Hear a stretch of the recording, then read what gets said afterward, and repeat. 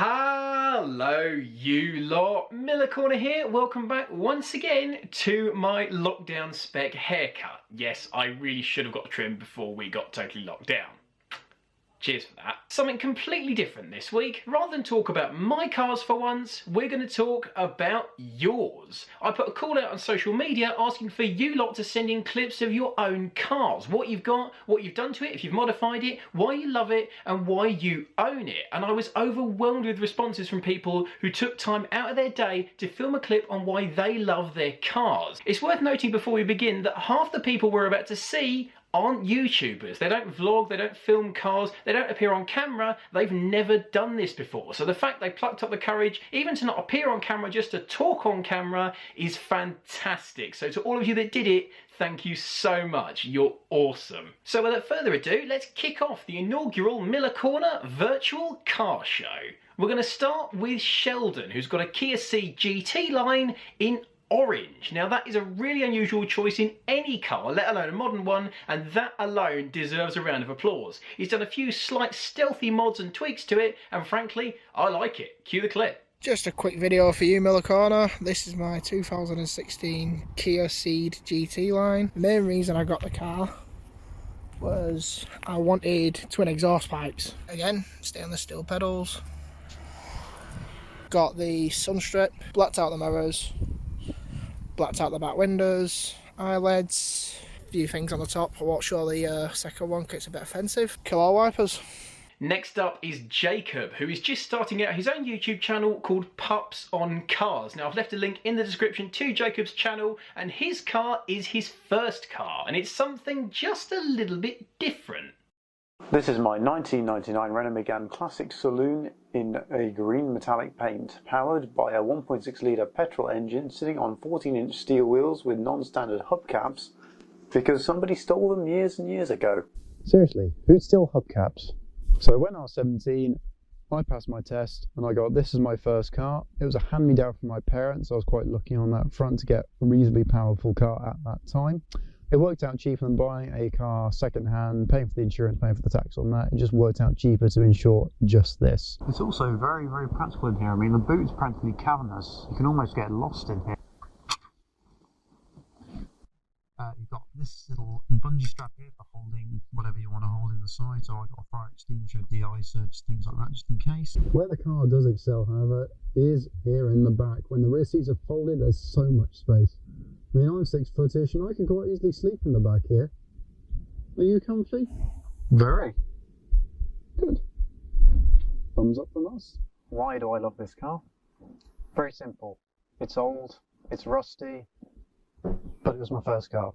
It gave me the freedom to go out onto the roads. Plus, it's been there pretty much all my life. I've had so many memories built up in this of family holidays.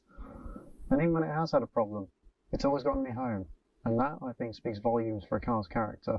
The next clip is Dan with his Peugeot 207. Now for some reason this clip, whilst it has got audio on it, the audio doesn't come out in my editing software. You can't really hear it, it's all broken up, and it wouldn't be fair to put you through that. So I can listen to it and tell you what Dan's saying, and I can tell you that he likes the car for its practicality, how fuel efficient it is, and the fact that it's fun to drive and reasonably brisk. I like the 207 myself actually, my granddad used to have one. I like the way they look, and frankly if it's a bit different to a Focus or an Astra, gets a thumbs up from me. Next up is Phil with his Hyundai I20, and as much as this is a good looking car, pay particular attention to the interior. 15 years ago a Hyundai interior was a sea of cheap, crappy grey plastic, but look at what they're chucking out these days. Small wonder this is a genuine rival to a Fiesta. This is my car, the Hyundai I20, and I like the design here because it's designed by the Audi TT designer Peter Schreier. I like the design of the lamps. Unlike modern LED lamps that are just quite plain, these have cornering lights that help you assist to turn on corners. Analog dials, as you can see, quite basic but functional. I've added some modifications. Dash cam for my own security, and what I like about these LEDs, these analog lights, is like they fade out when you turn the car off. That sold me for this car. From the modern to the classic. And next up is Ian with his Morris Mini Traveller. This is a really tastefully done car, subtly modified but still totally in keeping with the original. Ian, this is a lovely thing, my friend. I'm not really a Mini fan, but this I approve of. My name's Ian Campbell and I'm also known as Team Bodylock Classics on YouTube, and I'm just going to introduce you to my classic. It's a 1964 Morris Mini Traveller. It'll come from the badge, gives a little bit away. It's now running with a 1275 Boardage 1293 Cooper S engine, and it's slightly modified with the original almond green paintwork, which I then put a white roof a la Cooper S. Other upgrades are the brakes, are now 7.5-inch disc brakes from Cooper S, including wider drum brakes at the rear, and the Cooper S wheels all around on Yokohama tyres, along with RC40 exhaust. Have a look inside. Inside, all fully retrimmed, with Voxel Hornet dashboard, some auxiliary gauges, Odelita style steering wheel, and CAD, which is Kent Automotive Developments internal gear linkage. The rear seats are a one-off in the two-tone Cooper trim that I got made from Newton Commercial. We open the rear barn doors for picnic hampers. I have the washer bottle relocated to the rear. Quite stiff. We have spare wheel well, but again with the genuine Cooper S for a spare wheel.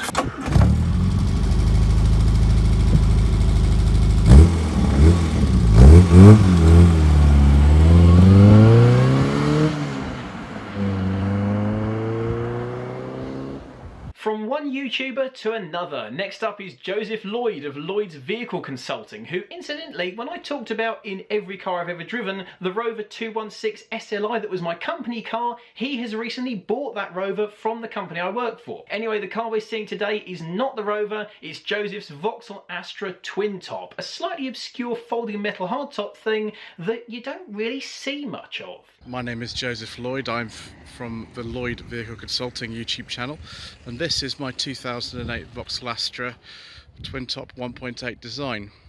I apologise in advance that it's not particularly clean. The hand car wash I normally go to is closed at the moment. The Astra Twintop was made between 2006 and 2011. It's based on the Astra H platform, or sometimes known as the Mark V.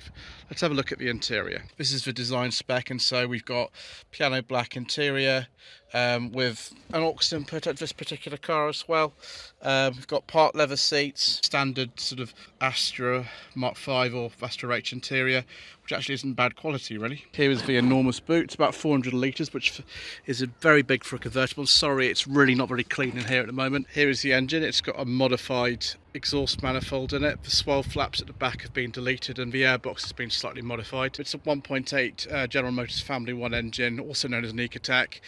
Standard this would have been about 140 horsepower, but this one's actually developing closer to 150. So that's just a quick video about my lovely Astra Twintop. Next up is Paul, and he's harking back to the golden age of touring cars with his Toyota Carina. Hello YouTubers and Miller Corner subscribers. My name's Paul. This is my Toyota Carina E. It's a 1994 model. Back in the 90s I used to attend a lot of the British Touring Car Championship races, and obviously I used to really like the Toyotas. So fast forward many years, and I managed to find a 4-door one with a boot, no sunroof and no rust. It's got BC Racing coilovers, Ultra Racing chassis braces, hard race suspension components, some lovely pro race wheels with Yokohama tyres. It's actually a very clean car. Yeah, sticker wise, I have actually got a full set of graphics to go on the car. I've just not managed to finish it yet. It's a project car, and I love project cars. Even at my delightful age of 49 years old, yeah, and I'm still hooning it around. People don't understand it, but if you love what you have, then enjoy it. And at the end of the day, and it puts a brilliant smile on my face. So, yeah, Thanks for the opportunity, Joe, for letting me do this video. I'll see you all soon. That is just cool. I'm sorry, it's a bit different, it's a bit alternative, and frankly, 90s touring cars, anything that brings back memories of those gets a thumbs up from me. That is wicked. Finally, I've left potentially the best till last. It's Tom with a 3-car garage despite only being 18, one of which is a Japanese sports car and one of which is a Seicento. Small wonder I left this one till last. Play the tape. Okay, so first up is my Fiat Seicento.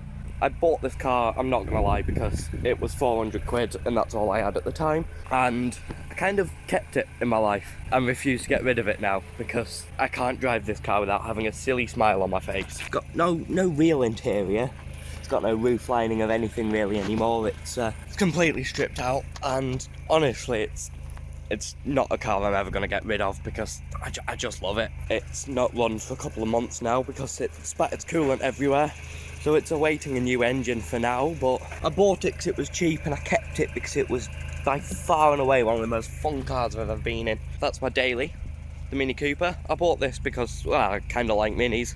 My father has one, and his is bloody good fun. So I thought, why not? Again, that's quite good fun. It inspires a lot of confidence down a back road and sounds quite nice with a bit of a fruity exhaust, which sticks out worryingly far. And finally, under the cover, my 2007 RX-8, which in true RX-8 style is blown up, and I'm selling it at the moment.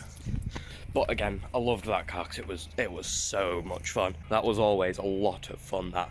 But overall, the LF Fiat will always remain my favourite, and it'll always be the car I keep, no matter what. So there you have it, the inaugural Miller Corner virtual car show. Thank you to everyone who sent a clip in. I couldn't be more grateful for it, taking the time out to make a little video.